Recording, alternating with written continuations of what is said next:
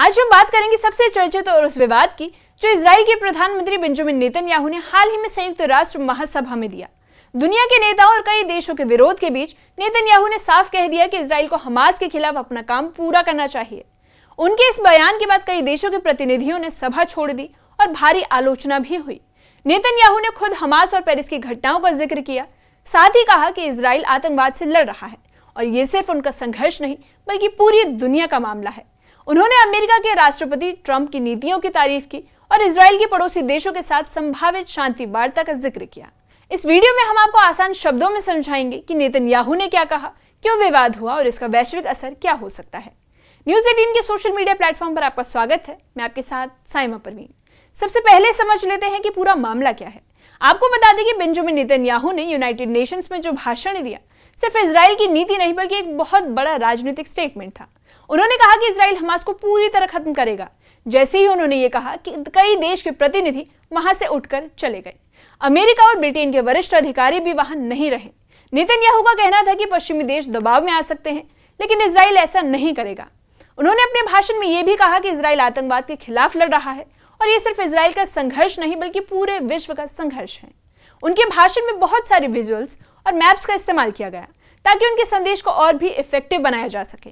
वहीं नेतन्याहू ने हमास के साथ साथ पिछले साल अक्टूबर में हुए हमलों का भी जिक्र किया। उन्होंने कहा कि हमास ने इजराइल में कई निर्दोष लोगों की हत्या की है। उन्होंने वहां QR कोड और लाउड स्पीकर का इस्तेमाल किया ताकि उनका संदेश सीधे गाजा में लोगों तक पहुंचे। नेतन्याहू ने दिखाने की कोशिश की कि इजराइल सिर्फ अपनी सुरक्षा के लिए लड़ रहा है, लेकिन गाजा में ये युद्ध आम लोगों को भी प्रभावित कर रहा है। इसलिए आपको बता दें कि स्थानीय लोग थकान और दुख महसूस कर रहे हैं, लेकिन उनका सपना अभी भी स्वतंत्रता पाने का है। इसी बीच आपको बता दें कि इस भाषण के समय गाजा में लोग एक मिक्स्ड सी फीलिंग के साथ प्रतिक्रिया दे रहे हैं। कई लोग थकान और निराशा महसूस कर रहे हैं, तो वहीं उन्होंने ये भी कहा कि नेतन्याहू की नीतियों के कारण आम लोग ही प्रभावित हो रहे हैं। वहीं दूसरी तरफ हमास ने इस भाषण को झूठा और छलपूर्ण बताया। उन्होंने कहा कि नेतन्याहू सिर्फ युद्ध को जारी रखना चाहते हैं और इस भाषण ने साफ कर दिया है कि फिलिस्तीनी और इजरायली दृष्टिकोण में भारी अंतर है और इसे हल करना आसान नहीं। नेतन्याहू ने अपने भाषण में इजराइल के पड़ोसी देशों के साथ संभावित शांति की भी बात कही। उन्होंने कहा कि इजराइल ने सीरिया के एक नई सरकार से सुरक्षा समझौते की बात शुरू की है।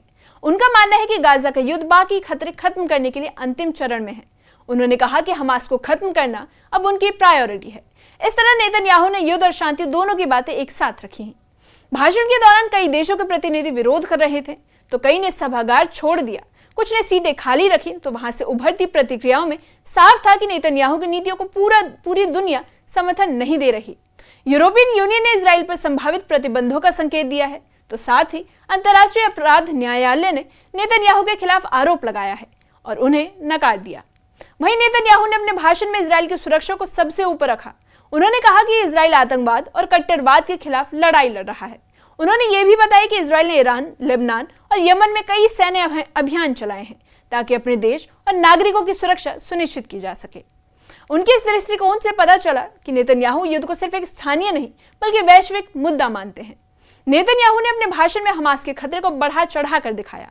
उन्होंने कहा कि हमास सिर्फ इजराइल के खिलाफ नहीं बल्कि दुनिया भर में आतंकवाद फैलाने का खतरा है। उन्होंने साफ कर दिया कि उनकी नीति यही है कि कोई समझौता तभी होगा जब हमास के आतंक को पूरी तरह से खत्म किया जाएगा।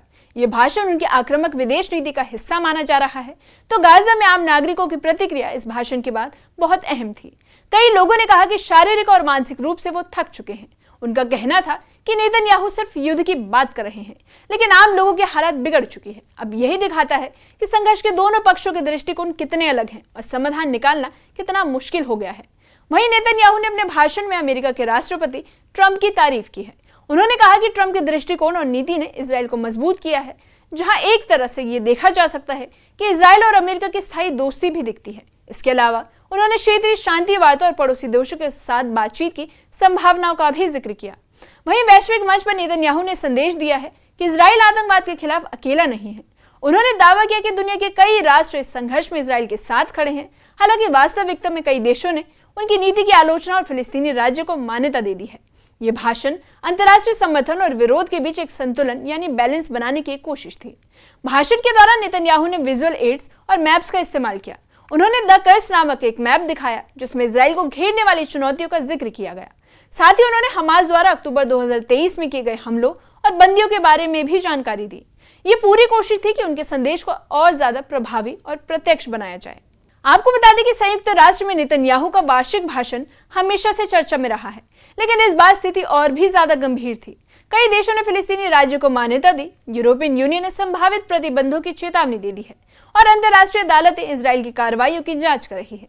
ऐसे में नेतन्याहू का यह भाषण सिर्फ राष्ट्रीय नहीं बल्कि वैश्विक स्तर पर महत्वपूर्ण बन गया है। नेतन्याहू ने अपने भाषण में कहा कि इजराइल युद्ध सिर्फ अपने लिए नहीं बल्कि पूरी दुनिया के लिए लड़ रहा है। उन्होंने इसे वैश्विक सुरक्षा का एक मुद्दा बताया। इसी के साथ उन्होंने कहा कि हमास को खत्म करना सभी देशों की सुरक्षा के लिए बहुत अहम है। ये बयान साफ करता है कि नेतन्याहू संघर्ष को बहुत व्यापक और राजनीतिक रूप से प्रभावशाली ढंग से प्रस्तुत कर रहे थे। आखिर में नेतन्याहू ने जोर देकर कहा कि इजराइल युद्ध को तभी रोकेगा जब हमास के खतरे को पूरी तरह से खत्म कर दिया जाएगा। उनका भाषण दुनिया और अपने देशों के लिए संदेश था कि इजराइल मजबूती से खड़ा है और किसी के दबाव में नहीं आएगा। आपको बता दें कि इस भाषण ने वैश्विक राजनीति और मध्य पूर्व के भविष्य पर गहरा असर डाला है। जैसा कि आपने देखा कि नेतन्याहू ने यूनाइटेड नेशंस में क्या कहा और दुनिया की प्रतिक्रिया कैसी रही। उनका कहना है कि इजराइल हमास के खिलाफ अपने मिशन को पूरा करेगा, लेकिन इसी बीच आम लोग भी प्रभावित हो रहे हैं। फिलिस्तीनियों की प्रतिक्रिया, अंतर्राष्ट्रीय दबाव और राजनीतिक बयानबाजी ये सब साफ दिखाते हैं कि संघर्ष सिर्फ इजराइल फिलिस्तीन का नहीं बल्कि पूरी दुनिया के लिए एक चुनौती बन गया है। अब आपको बता दें कि देखने वाली बात यह होगी कि आगे क्या होता है और विश्व समुदाय इस पर क्या कदम उठाते हैं। Ladies and gentlemen, last year I stood at this podium and I showed this map. This map. It shows the curse of Iran's terror axis. This axis threatened the peace of the entire world. It threatened the stability of our region and the very existence of my country, Israel. Iran was rapidly developing a massive nuclear weapons program and a massive ballistic missile program. These were meant not only to destroy Israel, they were meant also to threaten the United States and blackmail nations everywhere. From Gaza, Yahya Sinwar dispatched waves of Hamas terrorists. They stormed into Israel on October 7th and committed acts of unspeakable savagery. From Lebanon, Hassan Nasrallah had launched thousands of missiles and rockets at our cities, terrorizing our citizens.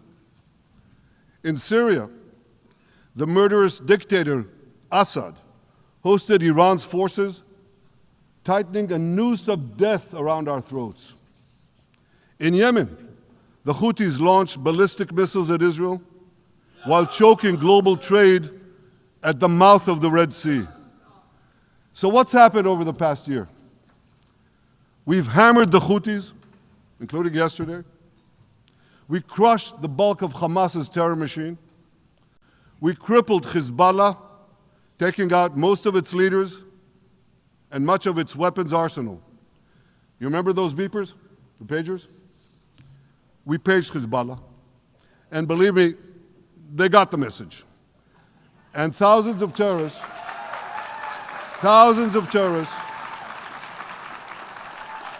dropped to the ground. We destroyed Assad's armaments in Syria. We deterred Iran's Shiite militias in Iraq.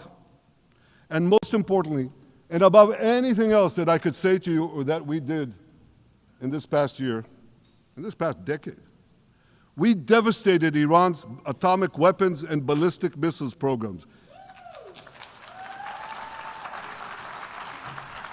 इस मामले पर आप क्या सोचते हैं? Comment section में comment करके बताइए।